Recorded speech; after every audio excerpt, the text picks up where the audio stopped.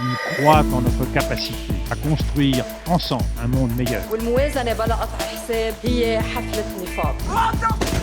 You know, it's very dangerous going to Lebanon.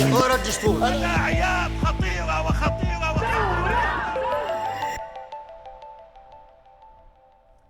Bonjour à tous et bienvenue dans ce nouvel épisode de Kellosi, le podcast de l'Institut des sciences politiques de l'Université Saint-Joseph de Beyrouth. Aujourd'hui, on parle de négociation, on parle de neutralité, de souveraineté et surtout on se pose une question principale, où est-ce que va le Liban? Et c'est pour ça qu'aujourd'hui on accueille Judith Eltini. Bonjour Judith, Bonjour Marianne, comment vas-tu? ça va bien et toi? Judith Eltini, docteur en droit, spécialisée en droit public et sciences politiques depuis 2022, maître de conférences et professeur de droit international public à l'Institut des sciences politiques depuis 2023, avocate à la Cour inscrite au barreau de Beyrouth et autrice de plusieurs études, notamment celle sur l'annuaire du Conseil constitutionnel libanais et la revue du Parlement libanais. Bonjour. Bonjour, rebonjour, Encore. encore. Je pense qu'on peut commencer directement. Donc aujourd'hui, on va vraiment parler des négociations, du défi institutionnel, de la constitution libanaise. Et notre première question tourne autour des principaux blocages qui tournent entre les deux parties actuellement. Et on se demande vraiment, en tant qu'auditeur, qu'est-ce qui se passe actuellement sur les négociations entre le Liban et Israël? Oui, une question très intéressante. Aujourd'hui, après les dernières discussions du 14 mai et du 15 mai, la trajectoire est désormais claire. Nous sommes dans une situation de négociation permanente entre les deux États visant à parvenir à des engagements, à un accord, à des ententes qui mettent fin à l'état de guerre entre les deux pays. Et les négociations portent sur deux volets. Tu as le volet politique et le volet militaire et sécuritaire. Ce qui importe le plus, c'est le volet sécuritaire, parce qu'effectivement, il y a des plans que Israël et les États-Unis souhaitent de mettre en œuvre pour désarmer le Hezbollah et qui souhaitent effectivement que l'armée libanaise mette en œuvre. Et là, le blocage essentiel, est-ce que le gouvernement libanais acceptera que l'armée libanaise mettra en œuvre ce plan de désarmement du Hezbollah parce que l'unité de la troupe sera mise en cause.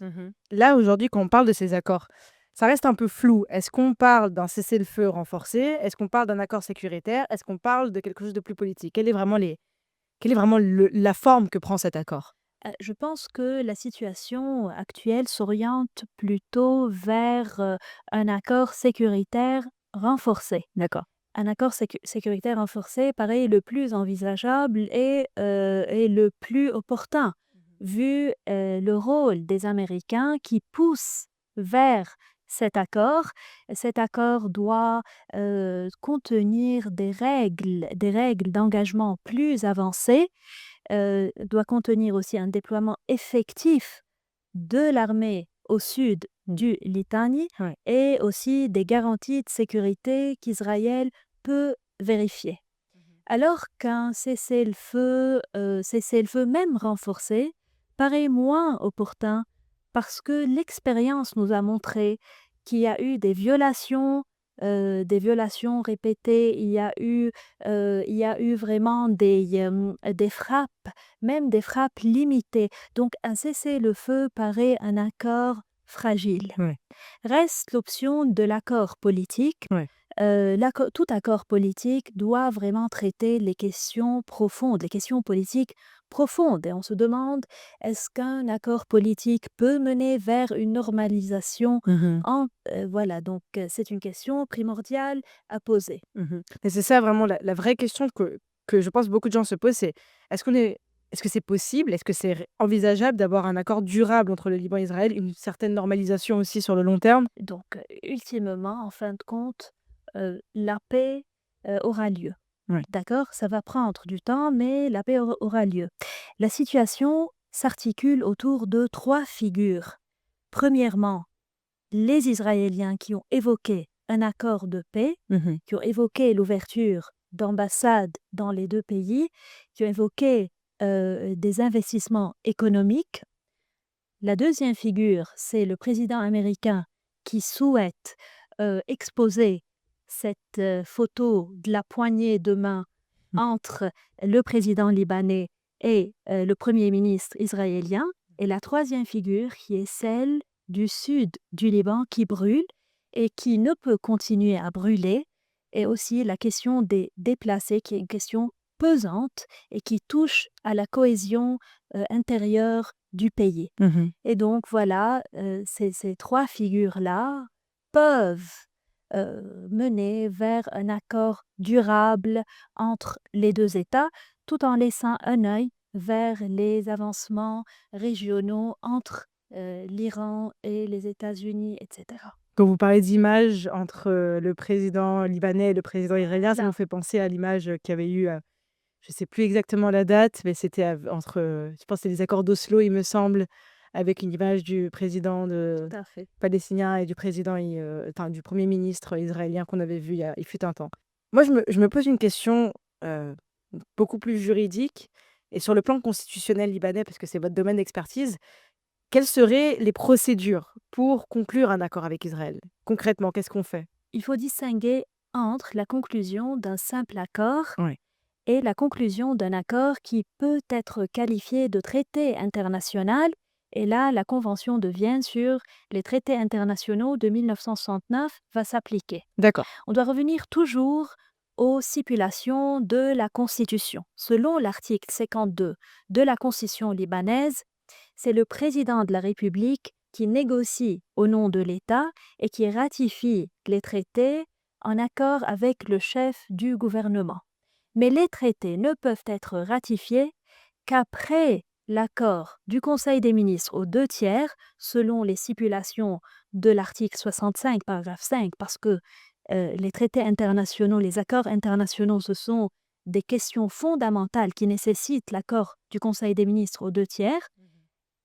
Aussi, tu as l'accord du Parlement libanais qui se pose aussi et qui est obligatoire. Il faut avoir l'accord du Parlement libanais parce qu'en revenant aux stipulations de l'article 52, il y a 3 catégories de traités qui nécessitent l'accord du Parlement libanais par le biais du vote d'une loi autorisant la ratification.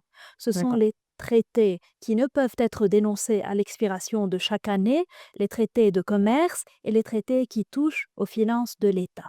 Donc ces 3 catégories de traités doivent avoir l'accord du Parlement par le biais du vote d'une loi autorisant la ratification. Et donc l'accord de paix devrait, enfin le traité de paix devrait rendre ces 3 conditions. Tout à fait, parce que c'est un accord qui ne peut être dénoncé à l'expiration de chaque année. C'est un Ouais. accord durable Mhm. entre les deux États. Donc si j'ai bien compris, il faut première ratification entre guillemets, celle du président de la République, accordée avec la contre-signature du chef du gouvernement, donc le Premier ministre. Tout à fait. Et ensuite, passer une loi par le Parlement, accordée aux 2/3 du Parlement, c'est ça? Non, OK. c'est la majorité ordinaire. La majorité ordinaire, Voilà, les 2/3 revient au au... Conseil des ministres. Voilà. D'accord, très bien. Est-ce que le précédent accord maritime de 2022, qu'il y a eu sur les frontières maritimes peut servir de modèle juridique ou de modèle institutionnel pour l'accord Ah, pas du les tout. négociations actuelles? Pas du tout. C'est une faute qu'il ne faut pas récidiver. D'accord. Il y a eu une atteinte, une violation constitutionnelle grave. Cet accord n'a pas eu l'accord du Parlement. OK. Tout à fait. Donc on est sur 2 cas différents. Là, dans ce cas de figure, il nous faut l'accord du Parlement Tout obligatoire. à fait. Et aussi l'accord du Conseil des ministres aux 2/3. Revenant à l'accord maritime, à l'époque, il y avait un gouvernement qui expédiait les affaires courantes même. Ouais. Ce n'était pas un gouvernement qui a des prérogatives constitutionnelles complètes, qui n'exerçait pas ses prérogatives complètement. D'accord. C'était à l'époque des affaires courantes, un gouvernement chargé des affaires courantes. Sortons un peu du cadre institutionnel. Est-ce que on pense que l'opinion publique libanaise comprend mal ces négociations?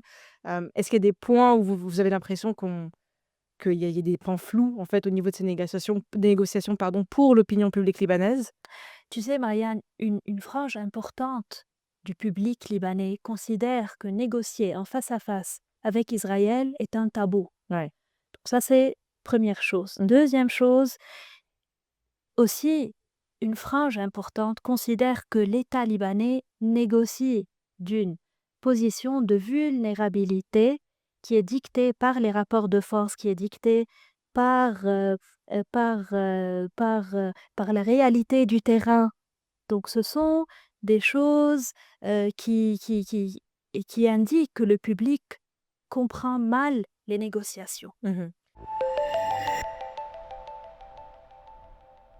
Donc maintenant qu'on a abordé les thèmes des négociations et surtout le défi institutionnel qu'elle entraîne, on peut se poser une autre question qui est principale, un autre thème qui est la neutralité du Liban. Et quand on parle de cette neutralité du Liban, est-ce qu'on parle d'un concept juridique, un concept politique ou avant tout un concept diplomatique? Qu'est-ce que c'est concrètement?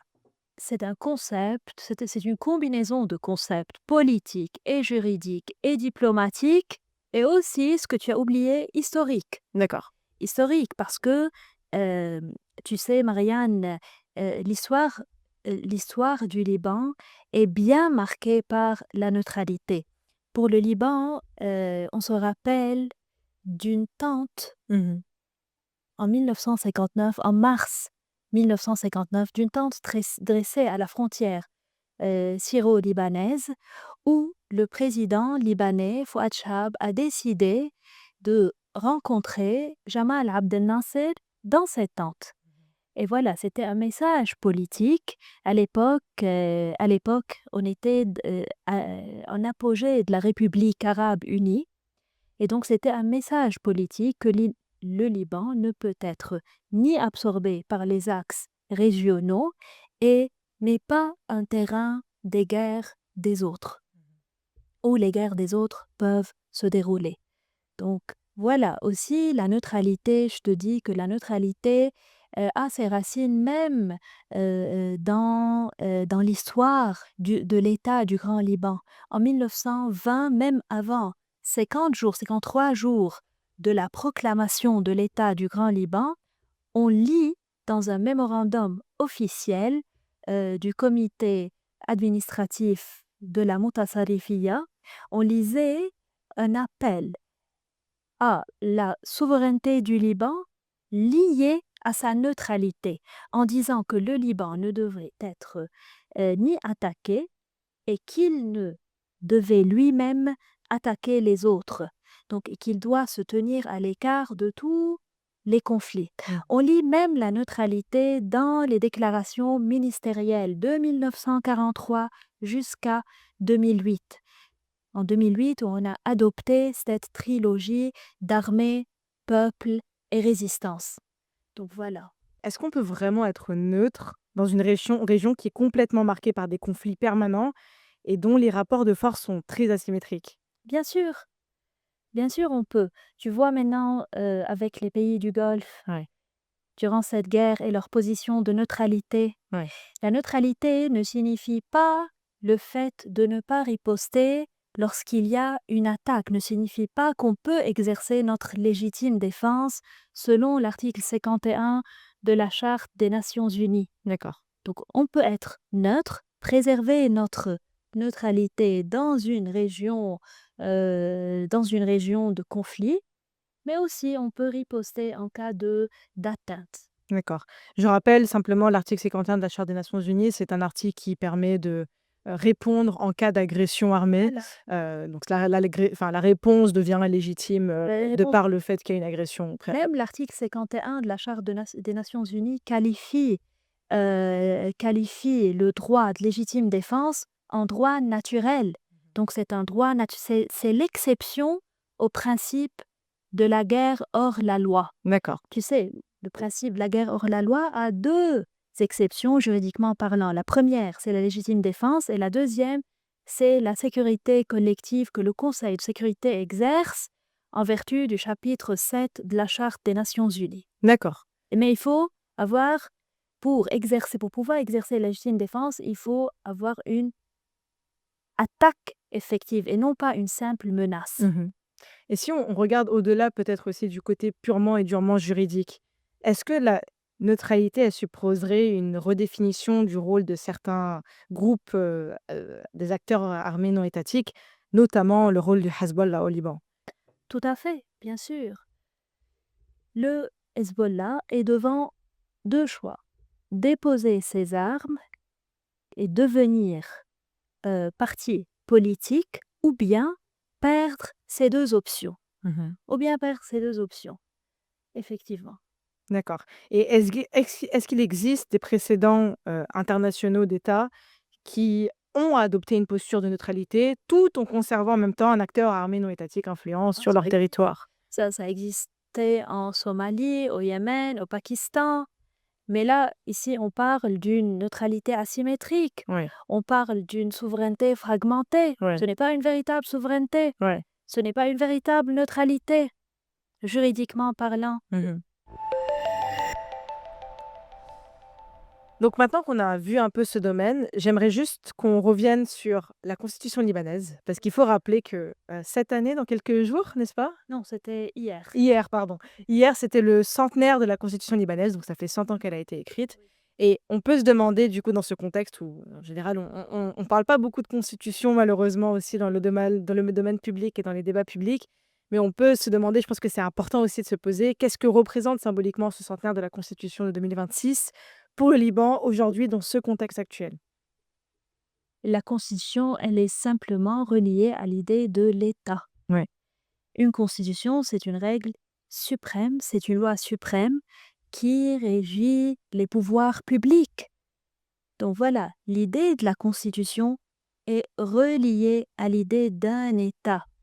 D'ailleurs, c'était en 1920 qu'on a eu la proclamation de l'État du Grand Liban. Oui. Après quelques années, en 1926, le haut commissaire français a voulu que ce pays ait une constitution et donc on a formé un comité parlementaire pour édicter la constitution. Oui. Et donc, la constitution a été promulguée en 1926. C'est une constitution visionnaire très importante qui consacre des principes d'un État moderne. Quelle est l'originalité de la constitution libanaise par rapport à d'autres pays arabes? Elle consacre les libertés publiques, Ouais.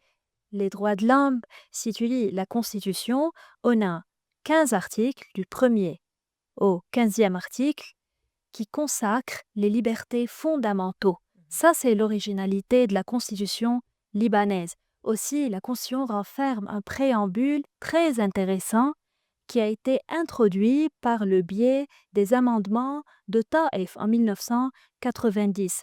Et ce préambule constitue une partie intégrante de la Constitution et a la valeur constitutionnelle selon la jurisprudence constante du Conseil constitutionnel. J'ai vu que vous avez ramené un livre, Oui, si on peut le présenter. c'est le livre de Nawaf Salam, Le Liban d'hier à demain. Oui. Donc, Pourquoi il est pertinent ce livre en ce moment? il contient un article très important écrit par Monsieur Salam, intitulé Le besoin de réforme constitutionnelle. Donc, dans ce livre, Nawaf Salam propose des solutions pratiques au dysfonctionnement constitutionnel au Liban depuis que les réformes de Taïf ont été traduites en 31 amendements constitutionnels. Pour lui, la constitution de Taïf doit être mise en œuvre, surtout concernant la décentralisation administrative, concernant l'indépendance du judiciaire, concernant la formation du comité national auquel l'article 95 fait référence. Donc voilà, aussi il parle de 10 articles qui doivent être revus, techniquement revus. Par exemple, si tu veux que je te donne un exemple, Nawaf Salam, voilà. Nawaf Salam estime qu'il faut clarifier l'article 52 de la Constitution parce que cet article pose un problème sur la possibilité d'un désaccord entre le président de la République et le président du Conseil des ministres au cours du processus de négociation. D'accord. Que ce soit concernant les stratégies à adopter ou les objectifs à atteindre. Est-ce que la solution serait de soumettre le sujet à l'abri du Conseil des ministres. Donc, il pose cette question-là. Aujourd'hui, ce n'est pas le cas parce que les deux présidents, Salam et le président de la République, sont en accord total dans les négociations avec Israël. Cool, Judith. Merci, Marianne. C'était un plaisir de discuter avec toi. J'espère que ça t'a plu autant que ça m'a plu à moi. Oui, trop plu. Et du coup, j'invite nos auditeurs à nous suivre sur toutes les plateformes. Je rappelle qu'on est sur Spotify, Apple Podcast, pardon. On a Deezer, on a aussi Anrami depuis pas longtemps. Et on vous invite aussi à vous abonner sur notre chaîne YouTube, à activer la cloche, parce que c'est à travers le dialogue qu'on peut construire un avenir meilleur. Merci. Ils croient en notre capacité à construire ensemble un monde meilleur. والموازنة بلا قطع حساب هي حفلة نفاق. You know, it's very dangerous going to Lebanon. الدستور. الداعيات خطير